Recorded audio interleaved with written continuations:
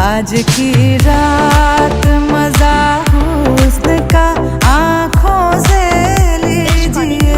আবেদনময়ী ভঙ্গি আর মোহময়ী রূপে অতীতের গতানুগতিকতাকে চ্যালেঞ্জ ছুড়ে দিয়ে সোশ্যাল মিডিয়ায় ট্রেন্ডিং এ উঠে এসেছেন দক্ষিণী তারকা তামান্না ভাটিয়া, যার নেপথ্যে রয়েছে সম্প্রতি অভিনেত্রীর স্ত্রী 2 ছবির আজ কি রাত গানটি। এবার এটি সমালোচনার মুখে পড়ল এর কোরিওগ্রাফারের গ্রেফতারের খবরে।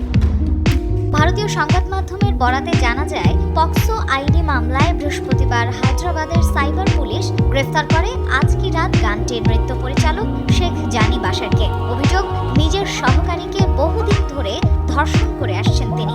অভিযোগকারিণী তরুণীও পেশায় একজন কোরিওগ্রাফার। ভারতে গোয়া অঞ্চলের এক হোটেল থেকে আটক করা হয় বহুল আলোচিত ছবি স্ত্রী 2 এর জনপ্রিয় গান আজ কি রাত ও আইনিহির নৃত্য পরিচালক শেখ জানি বাশারকে।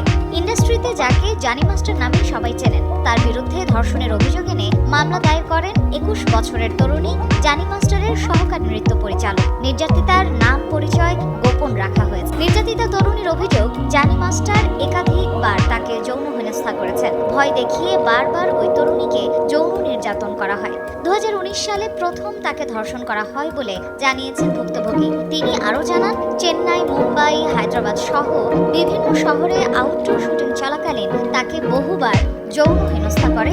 জানা যায়, একটি রিয়েলিটি শোতে নির্যাতিতা তরুণীকে দেখে তাকে সহকারী পদে কাজ করার প্রস্তাব দেন জানি মাস্টার। এরপর থেকে ওই তরুণীকে নানাভাবে হেনস্থা করা শুরু করেন জানি মাস্টার।